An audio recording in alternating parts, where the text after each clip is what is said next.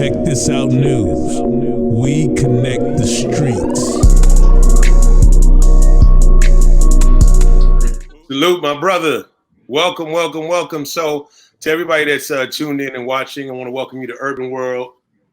Check this out news. This is an exclusive, man, and we've got an illustrious individual here to drop some gems on us and educate us. Chango himself, you legendary Chango. So you're on Wall Street at the present moment, correct? Or near Wall Street? On Wall Street, where the money's at. Where the money's at. Absolutely, absolutely. Tell us a little bit about, you know what I'm saying, your background, man. And I'd like to hear from your words. Obviously, I know you're from New York City. You've done some legendary things in terms of building, you know what I'm saying, building businesses. Obviously, you took the street route initially. And now, you know what I'm saying, you're doing some incredible things behind the scenes. And, you know, the theme in terms of what you can really learn from a drug dealer. You built a $25+ million empire in the 90s, and you had a lot of the youth at the time. I know, that really worked for you. Tell us a little bit about your background in your own words. I'd love to hear it that way. All right. Well, for me, it's been a struggle since day one because my family and I struggled with homelessness for most of our lives until I hit the streets. And then once I hit the streets, I quickly started learning everything I could learn, as much as I could learn, every conversation I could listen to learn from. I did that and got better at what I was doing, which was entrenching myself in the drug trade. And so I started with weed, then I tried coke, and I ended up seeing that the most profit was in crack. And that's what I started doing and put together a team. Eventually, it ended up being 48 of us. And we were called Yellow Cop Crew from 107th Street, Columbus Avenue, in the Upper West Side, Manhattan.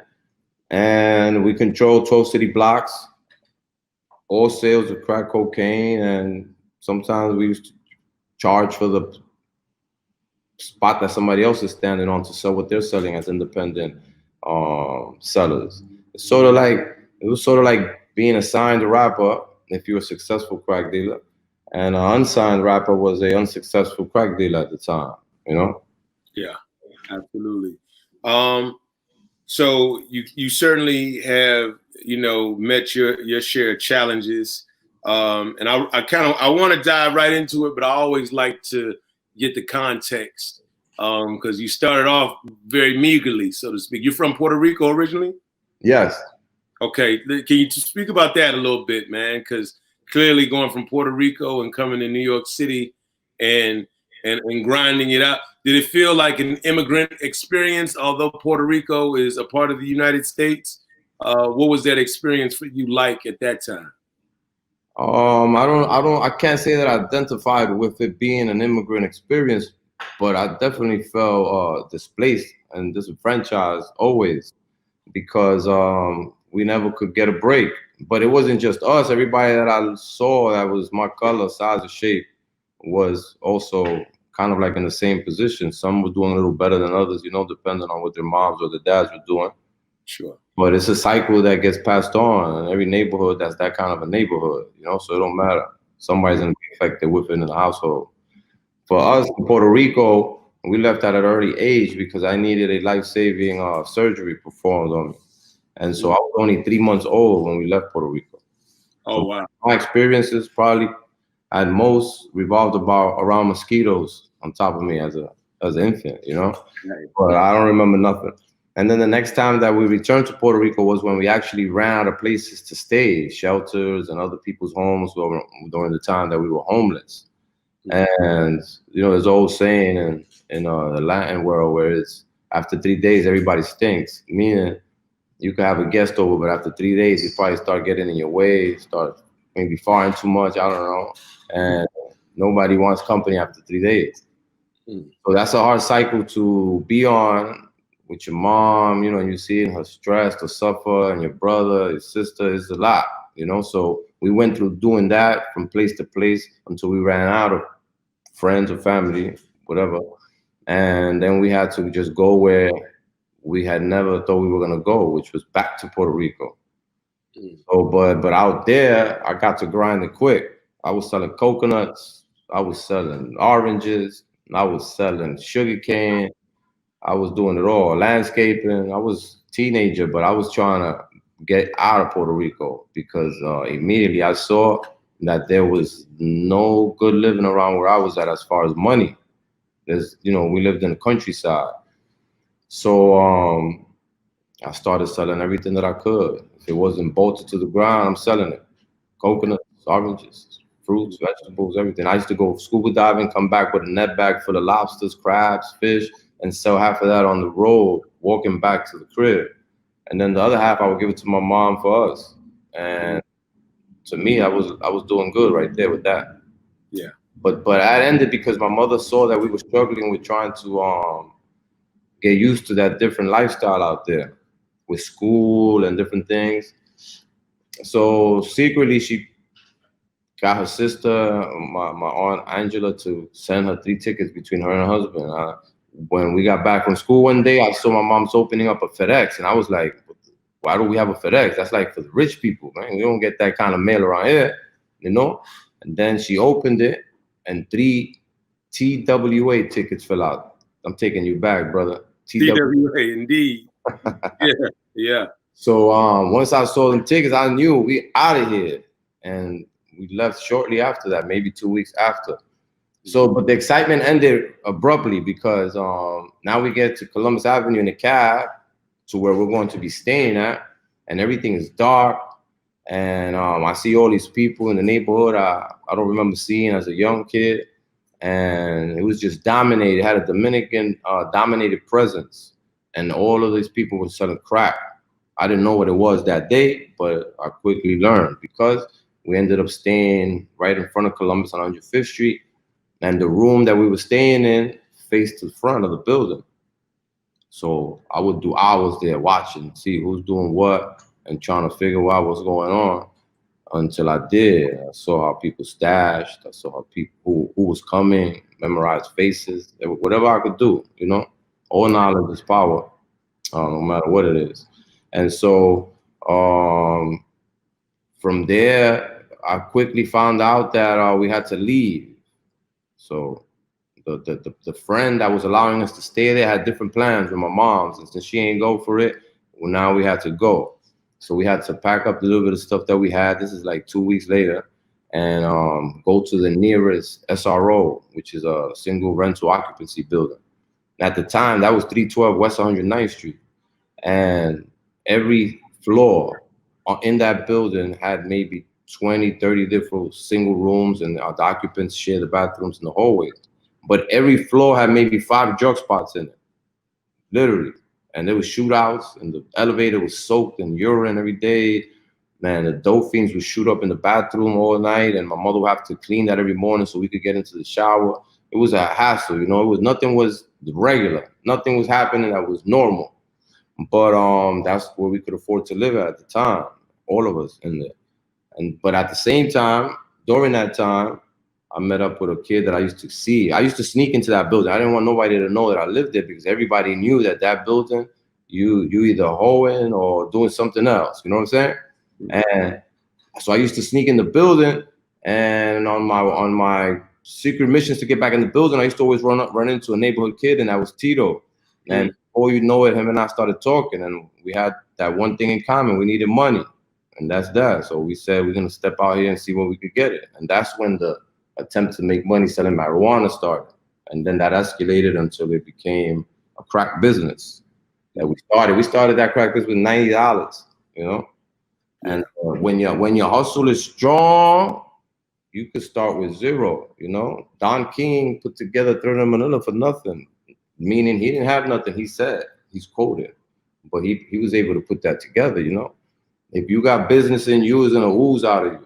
No matter where you go, what you do, you're gonna see it, find it. You can see. We've always been able to see opportunity where other people don't. We used to come on blocks that were hot and make them hotter.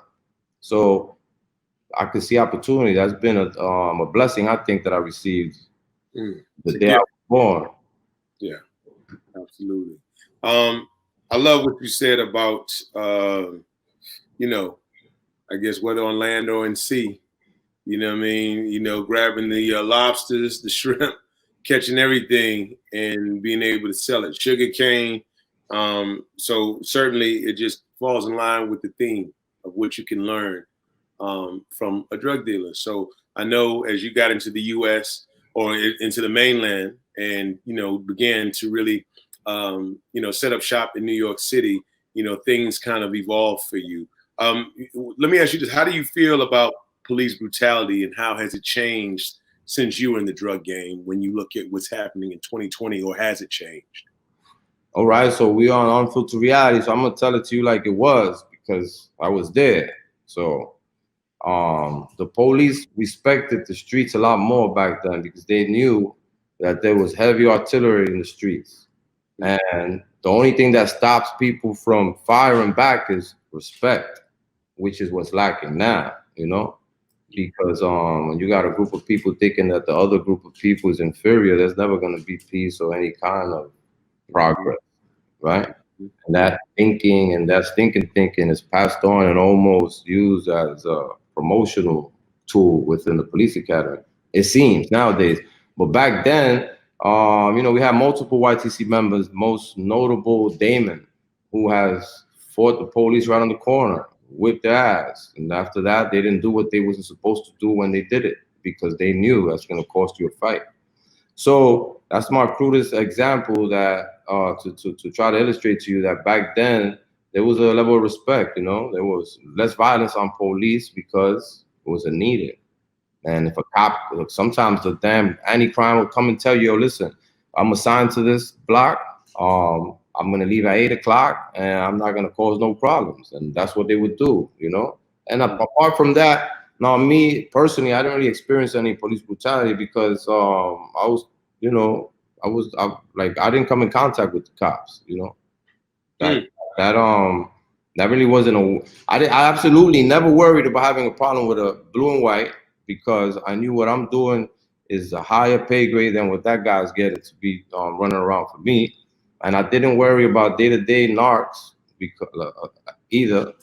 And so my worries were the bigger team that came first, And so I didn't have a problem with the police as far as police brutality, but it existed in the neighborhood. It existed during the times because that's how they always feel, And my experiences with cops at the time was pretty pleasant. I paid them and they told me what I wanted to know, and that's that, So it's really not what you do, it's how you do it. And all knowledge is power. So I'd rather pay them to know what's going on at roll call than to know who they're looking for and to get the pictures off the bulletin boards. I'd rather pay for all of that than to beef with them. Makes more sense to me. Mm-hmm. Let me ask you this. I mean, you covered pretty much how you dealt with the police presence, obviously, at that time. How would COVID-19 have affected you in that era? I don't think it would have affected me at all because it certainly was, we done killed people and opened the block after you put the blood off the concrete from the water from the hydrant. That takes 10 minutes. Open the hydrant and wash the blood away. So everybody doesn't keep coming to crowd the block. So I've never stopped working. Actually, no Christmas, no birthdays. I used no snow, rain when we were coming up. Then after that, the building that I put a hole in the wall for the purpose of pitching, the pitches were indoors now. And so they're indoors and they got lights in there and they smoking weed and they chilling. They might have a girl with them. It's an abandoned building, but that section is hooked up. And the drugs is coming out of there. So it could be bitterly cold outside, but the guy that's selling, he's in an actual living room that we created inside of the shell of a building. From the outside, it looks abandoned, but where he's at, it's probably more comfortable than from where most of us are sitting at sometimes. So it would have not interrupted business because people don't ever stop getting high, ever. There's not a certain time period of the day anywhere in the world where people take siestas in order to not get high. And the drug flow has never stopped in America since it started. And the appetite is insatiable. So it's going to always be there 24 hours a day for those people. And we put this into context. I'm not glamorizing none of that shit. I'm just telling you, like I said, it's absolutely filtered reality, right? So I don't want to be talking like if I'm from Oxford, I want to talk to you like it is. Yeah, absolutely, and I respect it, and I receive that, bro. You know, you made a very interesting point in talking about even when there was a murder that may have taken place, you know, and being able to, you know, keep business open as usual. What was the worst thing you've ever seen on the block while you were actually working? Well, entertainment, let me tell you 3 briefly, because it would be a disservice to everything else if I tell you. I don't know of one only, you know, nowadays. Yeah. You know, I done seen women pawn their baby, attempt to pawn their baby, thinking, yo, this is important. You think I'm not coming back for my kid? You know, I want to get this for 50 packs of crack, you know? So to me, that's the most shocking. I never allowed guys to sell to anybody that's pregnant or with a stroller or with a baby. But I've walked up on the spot and have seen them trying to convince the people that I work in. And that's shocked me for a long time. And as far as the worst thing, I had to see my friend's sister picking up his brains 10 minutes after I dropped him off on his block, or maybe 20 minutes. But I still didn't take my shoes off 2 blocks down where I was at, ready to sit down somewhere after dropping him off. So when I ran back over there, she was picking up his brains and collecting it in the palm of her hands. And other friends that were there for the vigil of another friend of ours who was his business partner, and they were there also, but they rushed him to the hospital. But it was a useless task because his brains, his thoughts were on the concrete, bro.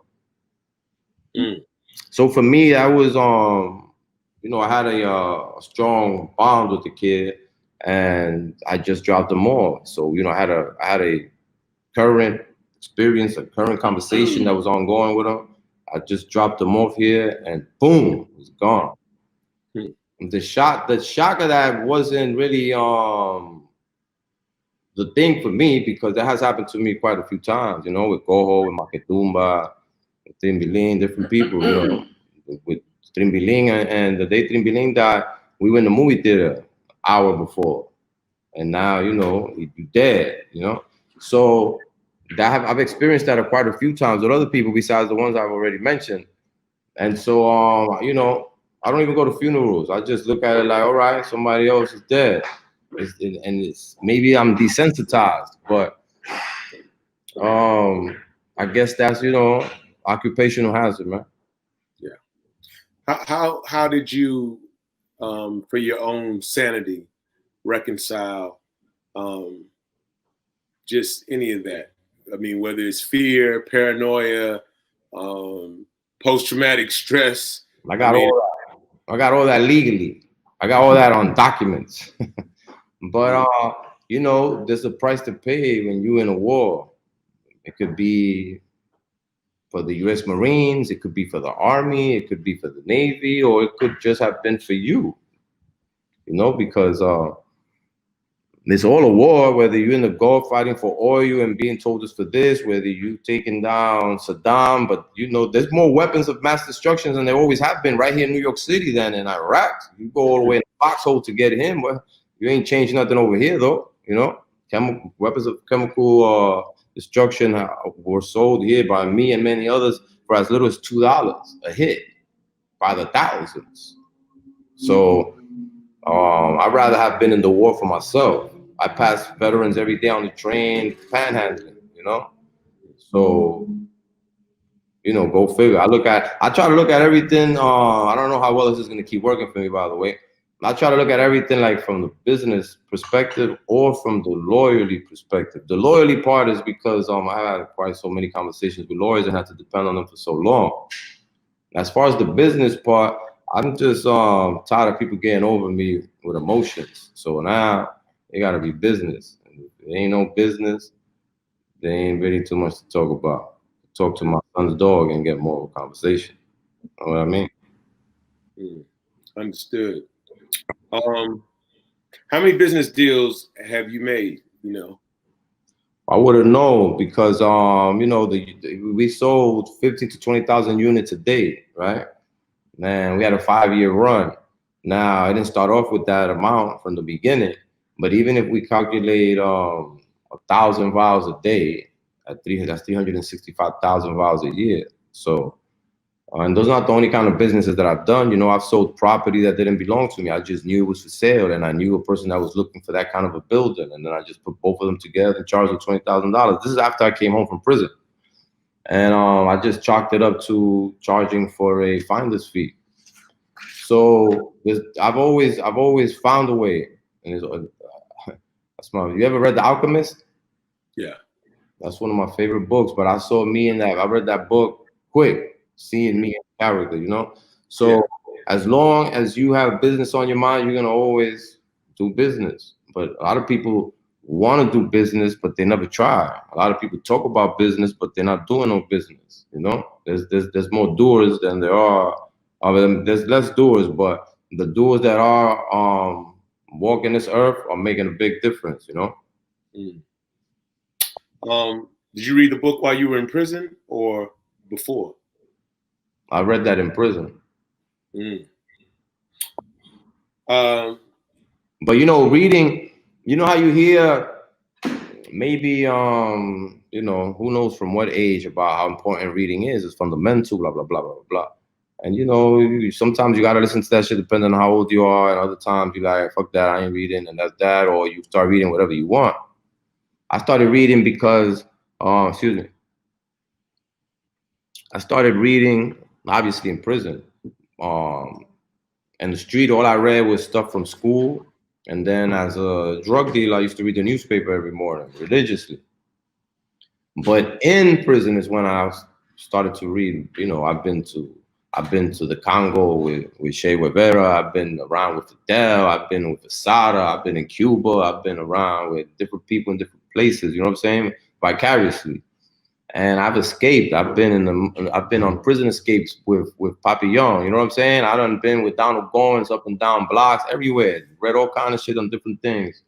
So that saved me. So I wish that people, and especially the younger crowd that I'm trying to reach with this message of not trying to follow the steps of the streets and don't sell your life over a rap song that the guy that's rapping never did the shit he's rapping about. You know, you don't want that to become the soundtrack in your mind while you come outside and you walk around with that on your mind. You're thinking about is killing shit. And you think every woman's a bitch, and you know the only thing that you could get from a woman is sex and blah blah blah. There's plenty of that to go around, you know. But sometimes you got to put your mind on a diet, and the only way to put your mind on a diet is to watch what's coming in your ears. So a lot of people just worry about what goes in their stomach. You got to keep your brain sharp too. You know, you can't just work out on the biceps. I mean, well, you can. We know plenty of people that do, but they ain't got much to talk about except for protein powder. So I think, you know, some people just stop. I think people think we should stop learning at a certain point. But, you know, you can learn every day. You learn from everything. I don't learn from everything and everybody, you know. But I'm always paying attention to try to learn because I've always felt behind. So that's the trick, brother. I hope that people could do that. Read. Some kids see more cigarettes in the parents' hands than books, and we all know that kids are going to emulate who they are around the longest. So put a book in your hand, and if you don't want to read or you're just not going to read because you just don't want to read, you could at least pretend to be reading for the sake of the example that your child could, you know, follow and want to read too. You know, they're gonna do what they see. You rather see him holding a paper bag than a blunt, you know? You have children? I have an 8-year-old, and he's going through an identity crisis. He thinks he's 16 right now. So he told me that he's a man, but nobody believes him because he's little.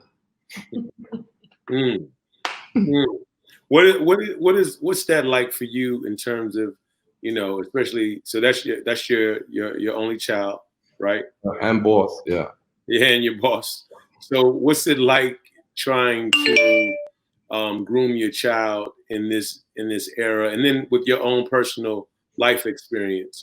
That's a great question. as far as grooming him, I'll start with the easier one. As far as grooming him, I tell him since he was 2 years old the truth about everything I talked to him about. You know, he knows who I was. He doesn't know what I used to sell. That's the question he keeps asking. Well, why were you in prison? You know, but that's a choice I made only recently so that he could have heard it from me. So the grooming part, I'm telling him what it is. As far as the police, you know, he knows not to make a statement. He knows not to incriminate himself. He knows they not all are friends. He knows different things, the things that I think he should know at the time, at this point in time. As far as with me, you know, I'm still working on me. So I take that into consideration with how I'm dealing with him, because a lot of times in dealing with him, I'm thinking like as a lawyer, believe it or not, and as a parent, but I'm not sure how it's coming off to him. For me, I don't want him even telling me about the booty joke of the little girl, because I don't want somebody to hear him and think, and suddenly he's on, you know, he's on somebody's watch list for you know that somebody else is sensitive about. But at the same time, I'm in fear of my life since he was born, because I worry about him running into somebody that is how I used to be, and whether, you know, the sins of the father and all of that other kind of thing, you know. So my biggest fear or pain would be that, and you know, there's something that I deal with, because sometimes I see my son, you know, he's growing his features and he's getting tall. Everybody's taller than me, but soon I'm gonna probably be sharing my clothes with him, and he sometimes he looks to me like the kids that we were already, you know. And then I can't help to take that to a level of where I think about the ones that have fallen that he could look like, you know. And so it's always a quiet storm in my mind trying to figure out, I have to get this money to get him as far away as everything else that he's around, you know. And so that's what it's become. I don't really, you know, I don't have a car. I don't need a car. I don't want a car. I'm not after a bag for a car or for jewelry. I had all of that shit back then, you know. I already did all that shit. I'm looking to pave the road for my son, so that by the time I keel over, I know that I did what I was supposed to do: change the tide, break the cycle, introduce him to a better road, you know. And at the same time, I got some of that for other kids that I've worked with and helped and gave messages to, you know, when I was working in Harlem, the Wagner houses. You know, I had 22 kids on my caseload. All of them had open gun cases. None of them were older than 17. And out of the 22, 3 of them had 3 open cases each. Now think about that. Look how many guns was in that one project. And look how easy the access was for 2 of them to have 3 repeated guns in their hands, you know? Not too good at concealing them, I guess, but the access is what gets these kids in trouble, you know? And right now, kids, they're killing each other over nothing. It's not even over money. It's not even over drug spots. Money is over bullshit or Instagram beef or colors or neighborhoods. But it's not even over money, you know? And it's the kids that grew up on a cell phone instead of Similac, you know? So to them, all they know is a cell phone. That's it. I didn't consider that until yesterday. I had a conversation with this really smart dude that my brother introduced me to. And it's always a pleasure to just go see him and talk to him. And he reminded me, some of these kids, they were born with a cell phone in their hand, you know? So there's a lot of fucked up shit. Let me ask you this, Chango. For you spiritually, I just to hear the way you speak on your son, how do you reconcile what you've been through in your own life, in terms of, you know, feeling like you're at peace with just everything? You've seen a lot, you've experienced a lot. Now you're watching, you know, life manifest itself in your firstborn, who happens to be obviously, you know, a son. And you mentioned the sins of the father. So what are your thoughts just with that in life? Like, how do you feel in 2020 in the midst of everything that's going on and what's transpiring right now? I feel out of place mostly. you know, a lot. I'm sure you don't, but a lot of people sometimes assume when you get out of prison, that's it, you're good. You know, because they assume that, you know, all you're losing is freedom. You know, so well, at least for me, I'm still trying to reconcile with a lot of things. You know, I'm not proud or happy with the things I did, and a lot of people respect me for the things that I did, but they're not. That, you know, they respecting the street shit. But that one of my biggest regrets is the street shit. So what do I do with your applause? If you applauding the worst things that I've done, I could probably just shrug my shoulders, you know. But the way to recycle that is to pay it forward by trying to spread the message and help some other people avoid at least some of the mistakes that I've made, you know, because there's usually nobody telling you to stay out. Everybody wants to show that I'm strong, I survived, I made it out, thug life. But that thug life shit don't really mean nothing. That's just some stupid shit people keep repeating to each other, and it's just another weight, another albatross around their neck, in order to accept whatever defeat that they're in. You know, it could be Section 8, it could be projects, it could be unemployment, whatever the fuck it is for different people, different things. But it's about the fight. You know, you got to keep going, no matter where you at, whatever you got going. With my son, I'm not trying to. I'm trying to when he gets of age that he knows the latter part of my life, really. You know, as far as the things that I did, them things, to be honest with you, at the time needed to be done. You know, in every business there's murder. We, the common folk that are at the bottom, only know about what we doing, what's going on, but there's shit that's being done to us right now. There's crimes being committed against us, you know, by different people, with your social security number, with the government, with your rights, with whatever it is that's going on.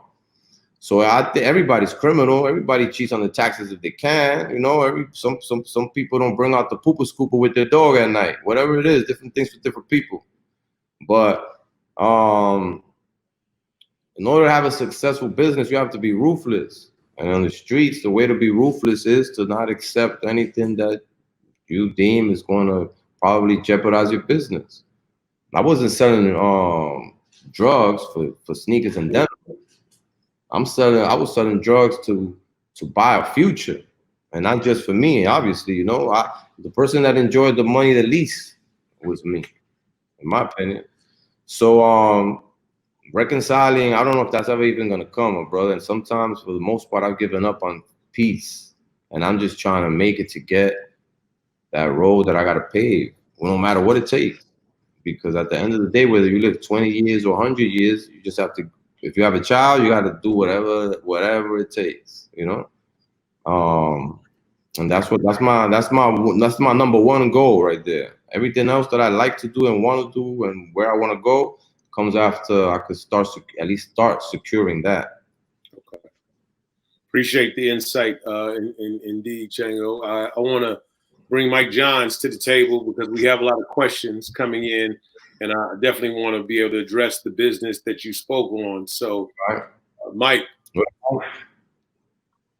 Yes, indeed. Yes, indeed. Chango, first and foremost, thank you so much for being our guest. No, thank you. Love for the knowledge that you're dropping. And of course, we're talking here about, comparing the drug game versus business and at the end of the day, what you can learn. I have a lot of questions that have just already hit our inbox, but the first one that just really lit up was, uh, what was your favorite chapter or lesson learned in the book The Alchemist? Or resilience. Ooh. Resilience has to be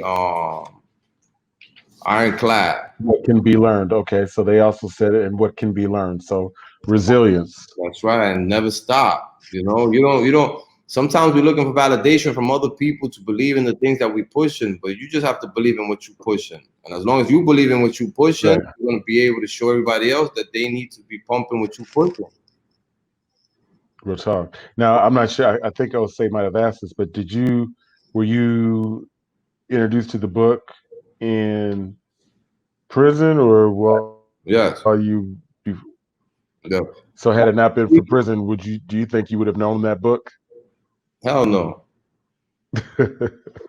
Nah. That's incredible. Nah, I used to read gun magazines and the newspaper. Yeah. And and then I went to this doctor's appointment with this chick one time, and in the waiting area they had what I thought at the time were rich people magazines, but Yes. it was just a New York magazine. But that became my favorite magazine. So in prison, I had subscriptions to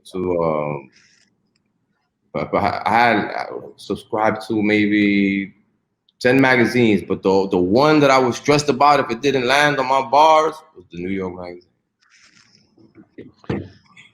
David from Denver asks, he sees a similarity between Starbucks and a drug dealer as both of them are addictive. Uh, what does it take to have a loyal consumer? Well, you have to care about your consumer. It sounds strange coming from a crack dealer. Trust me, I know. But there's a method to the madness. So for me, I became personal with the clients that I was building with from the very beginning. You know, so there was a lot of conversations going on, and there was, you know, sometimes helping them out with different things. But the one thing that I think helped the most was I knew early on to give a lot for a little. So I would give you a lot of drugs for a little bit of money. Other people trying to sell as little, I'll give you as little as possible to maximize the profit. But you know, they're making a long profit. Our thing was to make a quick profit and therefore kill the market because while other people were selling for $5, we sold for $3. And if they pissed us off, we dropped the shit to $2 for the next 2 weeks and then raise it back to $3. And they would try to compete and come out with something similar, and then we'd just sell double of that for the same price. You know, so whatever they have bottled up, backed up, ready to go, they're planning on gets destroyed once we keep elevating and lowering the quantity that we're given and the prices that we're given it for. Person that mastered that as of lately is Jeff Bezos, because that's what he convinced all his investors to tolerate for the first years of Amazon. But it works. You know, you build a strong client base when you're giving away a lot of shit. And you're not really giving away nothing. You're just making less money. But you're making less money more repeatedly. So you end up making basically the same money as the guy that's waiting around for the long $1,000. And aside from that, the third rule was for us to always be consistent. So we was always open for business from 6 in the evening to 6 in the morning. That's all that's happening every day of the week. You know, no matter what happened, somebody got murdered, you gotta wait for the cops to leave, open the fire hydrant, get the blood off the concrete, and open up. And we already opened up around the corner, but open back up in the building that belongs to Yellow Top, you know? So all of the things are necessary. You have So let me interrupt real quick. You said Yellow Top had a building? Well, we had several buildings, but the one that I'm talking about right now, describing, is the one that was on 107th Street and Columbus Avenue, because that's the avenue, you know? So it was called the Yellow Building, but everybody knew, you know, there's thousands of people coming to that building every day to purchase drugs. But the tenants at the time in the building also used to purchase drugs. So I used to just give them drugs for free because I had access to the apartments there. The building that we had as Yellow from where my employees work was right next to a legitimate building. So the windows that are inside of the abandoned building lead to the windows of the building that's adjacent to it that is still with tenanting and working, but that we also control. So those were the exit strategies to, you know, if they raid you at somebody else's apartment eating cuchifritos and the building next door when they raid, you know? So it took a lot. Every day we had to do something different. You know, if the cops are across the street, we go around the corner. We have 6 blocks. If the cops are on the block, we up the block. If the cop that I'm paying tells me that they're doing buys that day, then we ain't working while they working. But the customers always knew that we're there no matter what's happened, because sometimes guys are not there. They don't have enough drugs. They don't have enough money to buy enough drugs. They're worried, they're scared, they got problems, their employees don't show up. We were there every single day for all those years. Every single day because the regular cops couldn't penetrate us. So we got this is Eric from Davenport, Iowa. What's the difference between the power of your product versus others at the height of your game? Oh, I was just cooking better. That's all. I was cooking better. So is that to say customers knew to? This question reminds me of what's the movie American Gangster? The blue pill, blue magic. You just knew your product. The streets knew your product was that one. That's right. I said it before. I have Walter White status in the cooking game. Yeah. Got you. Listen. You have to continue to. You don't have to do anything, but I always have to continue to try to be. You got to keep switching other styles and things, no matter what you're doing. Yes. So my product, I used to add an ingredient to it, and I never told anybody, not even my business partner, for all those years, what I was adding to it, because I don't need to tell him, is he's benefiting from it anyway. But Right. this is for me. So apart from that, we had a strong marketing crew. We had soldiers in the neighborhood with yellow sweatsuits. So from far, even if there's a snow blizzard and you got customers coming from the projects, they would stand still. Get that vision, that street nightlife vision, and they would see this yellow over there, and it would bring them. That's what you had to wear to work. Yellow. I don't care if you wear Nautica, Polo, whatever you want to wear a yellow sweatsuit. And also, what helped is that we had workers that would just yelling out. That's marketing right there. Yeah, marketing. Yellows out. That's Mark. I love it. So, I check this. There's a couple key questions here, just valuing your time. You have Paulie X from Miami, Sourdough Entertainment, I guess the Bronx, asking, what's your thought on the fact that Coca-Cola first was made using Coke?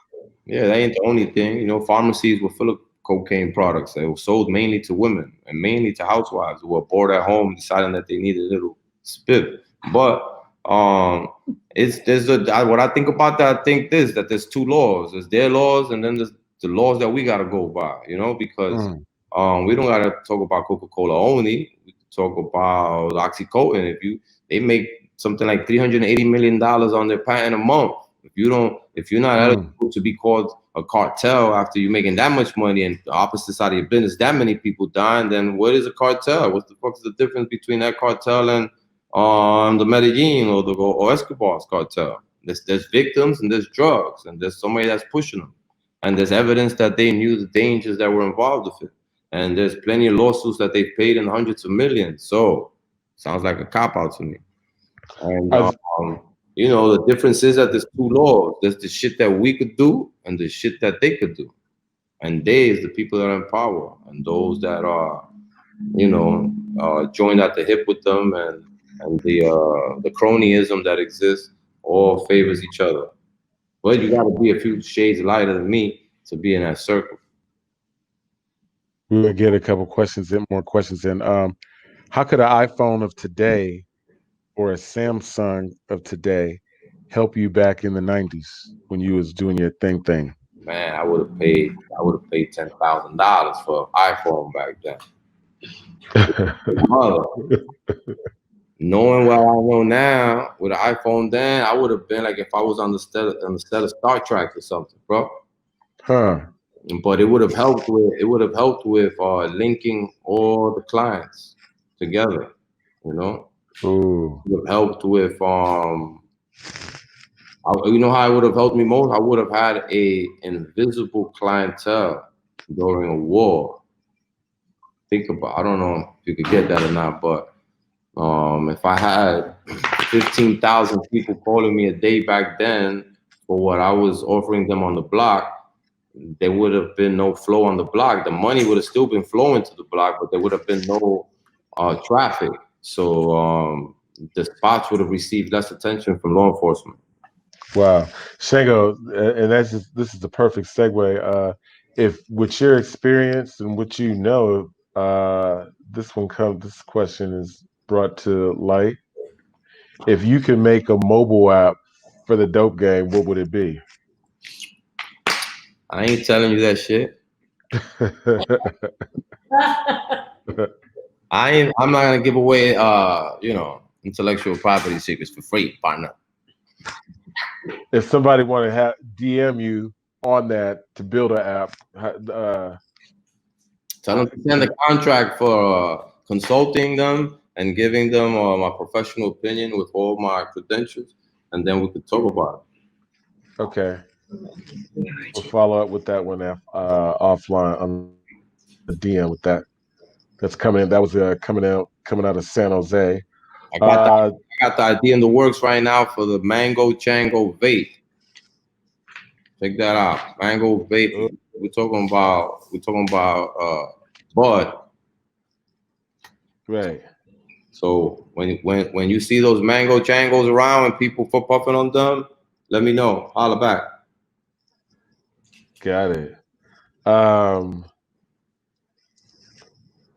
Eliminating competition. Yeah.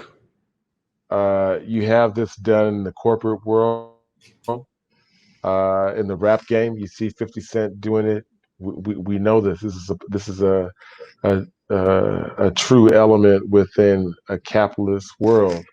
What is your thoughts with that in the business vertical that you built your empire in, and what could be a lesson learned for startup businesses that coming out, rise to the top, think they got it all good, and then forget about the competition. So can you, we don't want to just talk about eliminate the competition and the shoot 'em up, bang, bang, but what does it mean, in the corporate sense, from looking at where you came from to a business that rises up like a TikTok and think they got it going on, have some great stories, and then all of a sudden we got the U.S. government about to get in their ass and ban them, and it's about to shut shit down. Yeah, That's eliminate competition. That's eliminating competition for sure. That's like, every time they use eminent domain, they get rid of competition or the unwilling parties. But that's just a part of business. There's nothing you can do about that. You just have to always do like Bruce Lee said and be like water, continuously, evolving and moving around and getting into different things, different shapes at all times, moving around. Be like the shark, always moving around. Competition is good because it raises the level, what you gotta offer. Imagine if all of us was running around wearing gray sweatsuits, But yeah, although we have blown people's heads off, we also tried other ways, which were economical warfares, by flooding the market with cheaper drugs, and therefore we didn't have to shoot nobody for that period. It's Cold War. Something always will pop up and somebody always leave limping or calling for an ambulance. But we were able to deter sometimes the violence by just giving away more for less. So it's always, you go to a 99-cent store, right? With $10. Yeah. You're gonna leave with 2 bags of stuff. I don't care if it's 2 bags of sponges or tissue or what. You're gonna leave with 2 bags of something. You're gonna leave at least feeling like you got a deal. You go to CVS with those same $10, you could probably get 1 condom. That's it. Nothing else, So you have to be able to sell cheaper than everybody else. You have to always be available for what you have created, right? You can't come out with some hot shit and then, oh my God, I don't want to work. You providing a service. You have to be there on demand, So that's a strong thing for any business. You have to be able to meet the demand, which means you have to plan early and have enough inventory. It's not just like, I'm gonna be a successful drug dealer. It don't work like that. I've said this probably too many times, but we were just selling what we had. Had we had Fannie Mae, we would have sold Fannie Mae. That's what we had access to. Coke, crack, dope, we've always had access to all the worst things. And Right. it's kind of like a trick, it's a trap house trick. They make money off of you when they arrest you, when they prosecute you, when they jail you, when they fucking have you on parole. They make money off Right. of you if you on methadone, if you at the drug clinic. Each way, the only time they stop making money off of you and refuse to is when you croak. And that's when they give you back to your family so they could pay for the funeral and everything else that's needed. But by then, they've already juiced you out of everything, whether you were a convict, a drug addict, whether you were a veteran, whatever the hell you were, because there's plenty of veterans on the street. Oh, So that's another podcast, Chango. You yeah, preaching right there. Let me ask you this. Let me ask you this, and this is just keeping it you on a roll here, and I just want to keep it going with you. To build an empire the way that you've done, and we obviously know that there's a code, and then looking at businesses today, right? We could look at companies that have been hit with data breach. And this is on from Facebook to credit card companies being hacked, government, our current Mr. 45 himself, and COVID. The word is trust, and trust is like the new gold. Um, how important? What is it like to have trust in your employees and when you built your empire? Like how golden was that? How key was that? Well, that was important, but to be honest with you, man, that's also hyped, because you could I can give you multiple examples of deals that have went bad between family members and fathers and sons and brother to brother. So trust is something that you got to build with people. And in the drug game, you're constantly shuffling a group of people in your life, from neighborhood to neighborhood, or from crew to crew, or from prison to prison, or from corner to corner. You certainly think that it's trust at the time, but it's just a bunch of us carrying on with a mutually beneficial parasitical relationship. I need you and you need me. I'm the strong dude. Who else would you want to be down with? I need you. I've hired people that were shooters just because they were shooters, and it serves my purpose. Period. Some of the people I didn't even like. Some of them I still don't like, but I hired them for that purpose. Wow, that's heavy right there. So trust. Choosing your employees. Trust is important in any business, right? And it's certainly important in illegal business, and it is important in legitimate business. But let me phrase it this way: what's the difference between the trust in your workers, let alone the trust in your customers? Well, I've never I can't say I have had any trust for customers or received any trust from customers. We selling a drug that is addictive, one of the most addictive on the planet at the time till this day. I'm adding something to it to make it a little more addictive, but also to play off the psyche off of the purchaser. And I'm making it available at a cheaper price than everybody else. And I'm available for what's considered 24 hours a day, because the only times that we were closed were during school hours and if there's police activity. So it's almost impossible not to run into the drug and not to try it. And once you try, you will be addicted. And the high off a crack, if you have a yellow top, it's a minute to 2 minutes long. That's it. It's over with. If you got somebody else's product, it's definitely going to be inferior to what we got. So, and there's a reason for that. Hopefully I'll remember to explain that to you. But it's easy to entrap reality, A drug dealer really is probably have a bunch of people mad at me for this, but a drug dealer really is nobody's friend. I can't be really your boy if I got, we all live in the same complex, and you guys got sisters, and I'm the drug dealer, and we all know each other. You really, with you two smart, intelligent men right now, know you're not gonna really be happy that I'm the local drug dealer and I'm hanging out with your sister. You know what that might entail. I'm obviously living with a disregard for life. That's certainly the life of other people. So a drug dealer is really nobody's friend. We just tolerate it and accept it and glorify it and then accept it. And then that's Chango, or that's whatever, cousin Billy Ray, whatever the hell your name is, wherever you're from. But we consciously know what's going on. In a community, I'm really the part of the problem, not a part of the solution at the time. And I'm the biggest problem at the time. So I'm affecting a bunch of people's sisters. I'm raising the prostitution rate with your sisters. I'm raising the murder rate with your family and friends. I'm raising the burglary rate. Everybody's stealing to come by from me, So I'm a problem. Right. How long did it take you to build awareness in your community when they saw the word yellow? That They happened knew what time it was. That happened fast because we kept branding and kept advertising, and constantly everywhere, There were buildings that the word yellow was written on. Those were alternative places for people to buy yellow if the neighborhood that they were coming to was too hot.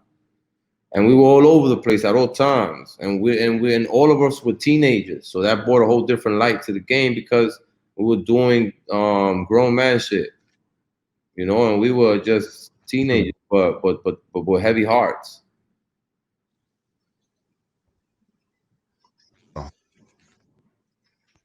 And that you were able to do that over a period. It took a period of like a couple months I would just say to start getting the word out there from your neighborhood, and the word starts to spread.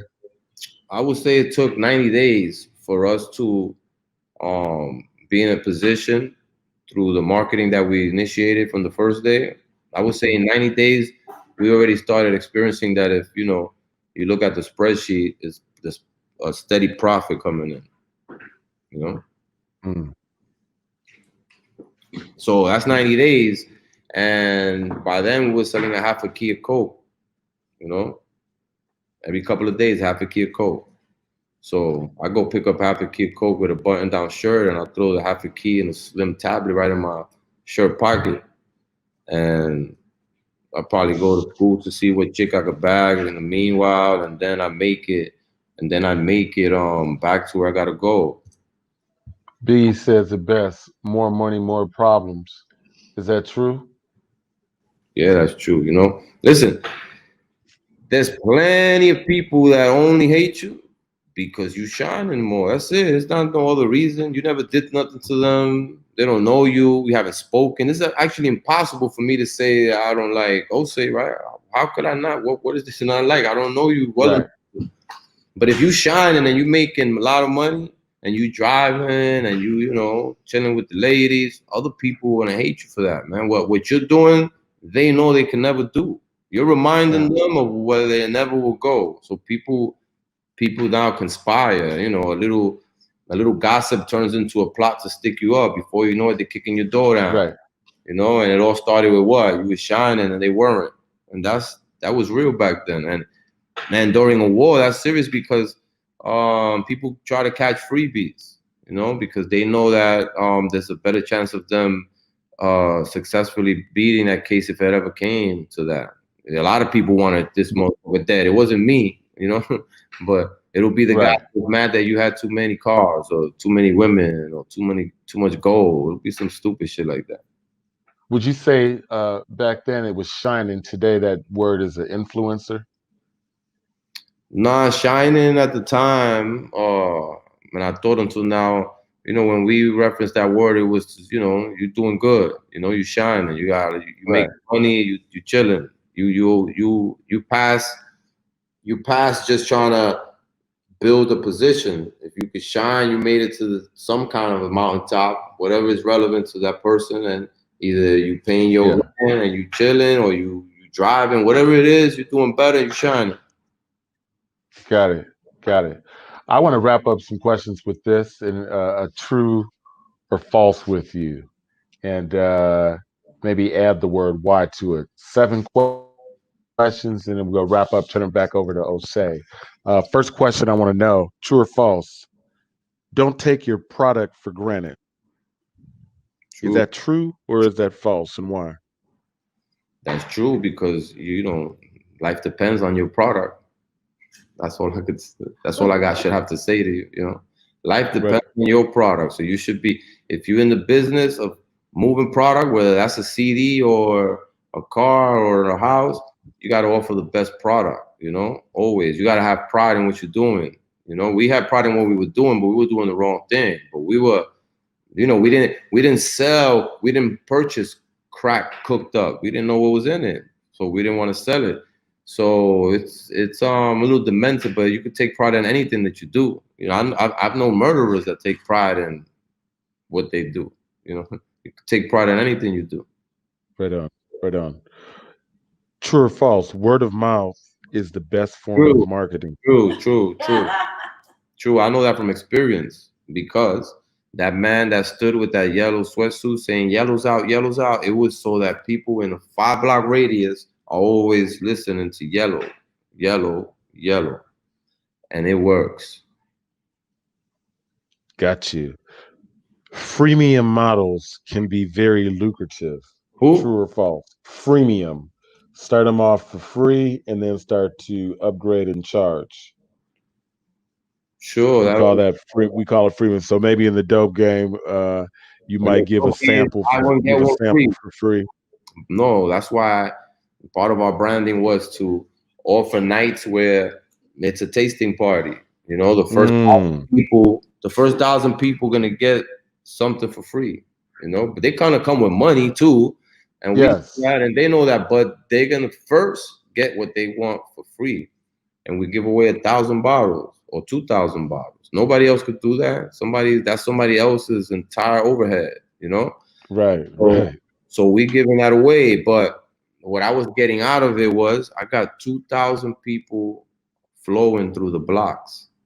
So another 1,000 or two are gonna wonder what's going on, and they're gonna follow. That's the way it is. And even if they don't see them, those 2,000 people are gonna talk about how good that was in 2,000 places. So I got 2,000 commercials going on at once, wherever they're standing, wherever they go, talking about yellow. And then the third, a secret part of the branding for us was by selling more for less, we're giving the customer an opportunity to make money off of the product himself. And so they will buy $2 bottles that they know they could get 5 or 10 for. And so why would they want to buy from anybody else? And that's just, allowing price points to be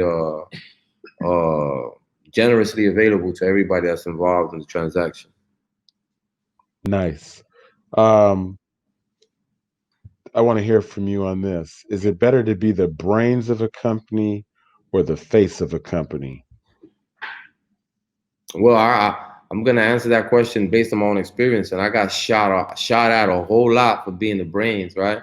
So that occupational hazard right there is a little too dangerous. The brains makes all the decisions, but you don't make those decisions without your own trauma, because there's decisions that you're gonna make that you're gonna later regret or that didn't work out. You gotta take credit for the good and the bad, So if you are Bernie Madoff right now, I'm sure he wished he was the face, not the brain of the operation. With me, I wish I wasn't the brain because that, as we all should know by now, you get extra time if they think you're the brain. And in my case, the judge, I tried to get my 15-year sentence lowered to 12, like my partner Tito. We had a whole legal argument. You've been saying we've been partners since you charged us. You said we're partners on the indictment. You said we've been partners all this time. 50-50. Why I take 15 years if you wouldn't give a partner 12?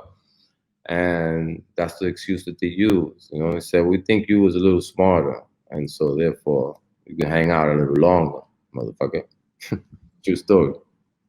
I love it. I love it. Bitcoin's, the whole blockchain game operates pretty much on this principle. But I'd like to get your take. Control supply to increase prices. What does that mean to you? That means every December You buy as much Coke as possible, and you hold it. You hold it till January, February, March, Uh-huh. and there's a drought, and then you put it back out, and you put extraordinary points on it, and you cut it, and you then sell it, and you maximize your profit by controlling how much is available or not. You know, you can make money off of scarcity of anything. So you see that with the mask. Everybody now rocking the in search of the N95 mask. Yeah. Well, we've been wearing masks back then. Know what I mean, man? So, Yes, yes. so wearing a mask now is shit. I look forward to it. As a matter of fact, sometimes I do it just for rec though. I'm not running under the scare of COVID. There's too many funny things going on with that. So I'm a skeptic. Yes. That's another podcast. Yeah. Let me get this last question in for you. We can have 5. We don't have to have a last one. You can have 5 more. Right on, right on. Is it easier to keep your customer happy than it is to get a new one? Well, you're never gonna be able to keep customers happy. There's people complaining about Apple. There's people complaining about Verizon. There's nobody complaining about Urban World yet, and we're gonna keep it that way. But what I'm trying to say is, you can't ever make everybody happy, and if you know that already, you won't ever try. I love that. Did you ever see it if you weren't this question right here? If you weren't in the 5 years of doing your thing, where do you see if you weren't busted? Where would what improvements would you have made to your product? Would there be other brands besides the yellow? Well, we were working on that. But it was for a different product, and you have to like really have the right plug to sell that product. And for the maybe 2 years that we tried to find the right plug for that product, we not one time found the right one. And we ended up getting kidnapped by the NYPD for this case that we're talking about. And the plan never materialized. Excuse me. But I wouldn't be alive, first of all, if I had not gotten busted. That I know for sure, because I don't know how many more times I was going to be able to pretend to be dead after getting shot up or shot at, because now I did it so many times that people, it's like little stories. So the enemy gets to hear what other people are talking about, So for sure, that wouldn't have, I don't see, I don't think I would have had a long lifespan after 94. Which is the year that I got arrested. Got it.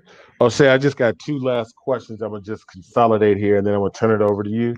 But this is a business question, then one political. I think you'll get a kick out of this last question. But is marketing good, or is making a product better? I don't understand the question. Is marketing good? Is it basically better to put your dollars or your promotions into the promotion of your product, or creating a damn good product and not worry about your marketing? I think everything what worked for me. Your product is supposed to speak for you, So you have to invest everything into your product, and presentation is everything. So all of that comes into play. That's what's important. Your product. Whether you buying tube socks and you put one on and your toenail go right through it, I ain't buying no socks no more. If you buy taco and there ain't no cheese in it, you probably ain't. Your product has to speak for it. We all know, there's people that stand on long lines for Nike and for Jordans, right? That's good leather. We know that for a minute, I don't know why, because I never bought one, but for a minute we were having, where it was Black Lives Matter, when they were having fights over Popeye chickens. This motherfucker doing, he's for murder. For somebody skipped the line and he killed the motherfucker for a Popeye sandwich. So you gotta have the right product if you want people to go that far. Popeyes will do it. Popeyes will make you do it sometimes. Yeah, well, for me, it was always the product. So I was meticulous with it. You know, I needed it cut a certain way, and you put it in the vial a certain way, and we have to have those people on the street, even if we know. You know, I'm like McDonald's. I don't care how well you knew me, I still need commercials, and the word of mouth was very important. So I needed the word of mouth to be on the avenues every day. And you have to always just have a constant presence when you're trying to make moves, and we were always there. Your product has to speak for itself. So I will put everything into the product because the product is what's going to deliver the profit. And with the profit, you know what Tony said? First you get the money, and then you get the power. Right on, right on. All right, one last, but the bonus question is going to be this political, but which product is more addictive, your product or a smartphone, and why? Well, my product was more addictive because you know it goes straight to the bloodstream for one, you know, and it's more addictive because you don't get to hold it in your hand as long as you want. You get to smoke it and get high for a minute, and then the only thing on your mind is how to get more money to repeat that 1 minute. You know how many minutes is in a day? When you smoke and crack, you don't sleep for days. So every minute of that day, you're trying to be high. And the times that you're not high, you're out looking for money to get high. So an iPhone is addictive, probably super overpriced for sure. And there's the side of some porn, there's very little gratification I ever get out of a phone, unless we're talking about money on it, you know. But we could talk about money by Morse code, and I'll understand it. So the drugs are more addictive because the drugs don't last. The drugs are going to have you addicted in more ways than another. The phones are addictive to people who probably have very little to do, and they could be on their phone all day doing nothing or gossiping or trolling, you know. But a drug addict, and especially a crack addict, you got crack addicts that never had one day of mechanic experience that will fix a car for you if they find you on the side of the road for $2 or $3. You know, what's wrong? You need to change a tire. They'll do whatever. They may be resourceful, or we're very resourceful. And it's the addiction, bro. You know, it's 1 minute tops. You know, so you got to keep going and keep trying. An iPhone, you throw it in your pocket, and that's that. Copy. Last question. This is my last question. Bonus question. I'm gonna turn it over to Jose. We have President Trump doing the most. He's got federal agents on the ground in Portland and I guess Chicago, and he's wanting to make example. New Mexico has a big issue with meth that I recently got made aware of myself. What is your take on Trump and his move to, I guess, so-called curb crime and violence in cities across America? New York very well could be next. Well, hopefully Cuomo will stand his ground. I wish Spitzer was still around. As far as Trump, I try not to live in the dump, you know. But in order to answer your question, I'll just give you a quote from that Lynn Stewart shared with me. How could the sick administer the sick? How could Trump police crime when he's a criminal himself? How could the sick administer the sick? All you could do is, you know, carry on with a charade, but this has been going on forever. It's two laws, their laws and our laws, you know? So, listen, even in prison, if you white, you got a better job than a black or brown person. You could work in the law library, you could be the cop's clerk, you could be a teacher's aide, you could have all the nice, clean stuff. You know, there's a lot of security in the school building, and a lot of them like to get jobs in the, you know, we're secure because they don't have a, you know, obviously they don't have stronghold, and depending on the prisons that they're in, because in some prisons, well, the population that controls is white. But there's levels everywhere to everything, everywhere you go, no matter where you go. That sounds like a good time to drop the mic and close out. Mike, you have anything else? No, I just passed it over to you. You caught it. Yeah, Chango. I think you know, we'll continue to build, man. But I certainly want to just thank you, man, for your transparency and certainly, you know, your knowledge, bro. Yeah. You know, we here. Yeah, absolutely. Chango, you know what? One thing I would say, because he dropped some serious heat bombs, all that.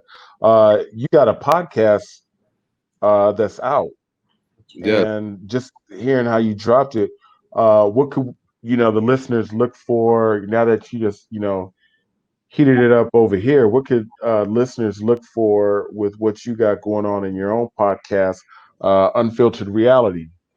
Yeah, they got to go to Spotify, they got to go to Pandora, they got to go to iHeartRadio, and they got to check out Unfiltered Reality by Chango and hosted by Chango. And we're working on different things to come too, also to load up with new stuff. And we have a lot of interesting topics, different people that are gonna come on, different interviews. But always, we want to tell the truth about everything, do it like that. We ain't Hollywood over here. We just hood, not Hollywood. Right on. So Unfiltered Realities. Whatever people want to check out, they could follow me. My Instagram is Chango CP5, and they could check out what's happening on there. It's very active every day. They could check out Over the Rainbow. They could check out this. I'm all over the place, man. I'm trying to be everywhere at once, trying to make it happen.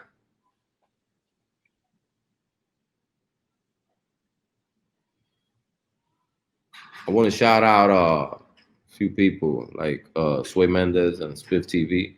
I want to shout out Queen's Flip. I want to shout out definitely Info Minds, who's the first person that gave us an opportunity to share what we had to share. And I want all the people that I'm going to forget to shout out to forgive me.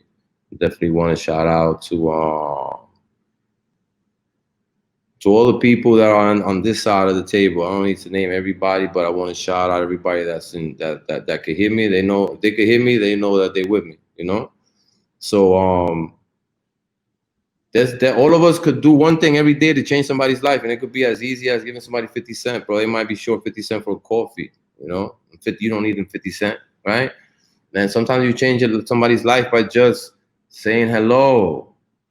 There's people on the street that nobody says hello to, bro, because they may stink, because they may be dirty, they're on the street. But the same images that you see on the street laying around could be you or me. For somebody, it could be a bad breakup. For somebody, it could be unemployment. For another person, it could be trauma. But we all the same, bro. We all smell, stink, smell good, smell bad, cry, laugh. And we all just have to know that. And nobody's better than the other, And that's the new wave I'm trying to stay on, I don't want to burn no energy hating nobody over nothing. But we're gonna keep talking. We're gonna keep building our hope. So we're gonna be here for each other. Absolutely, yeah, Chango. I think that's a good way for us to transition, man. All right. It's been my pleasure. And that's not flattery. I don't flatter nobody. For what? Yeah. No, I think that this was an education. That's what we came for. So, you know what I'm saying? I think anybody that was in here in this classroom, in this setting today, got educated, man. And I think that's what's most important. So that's the mission.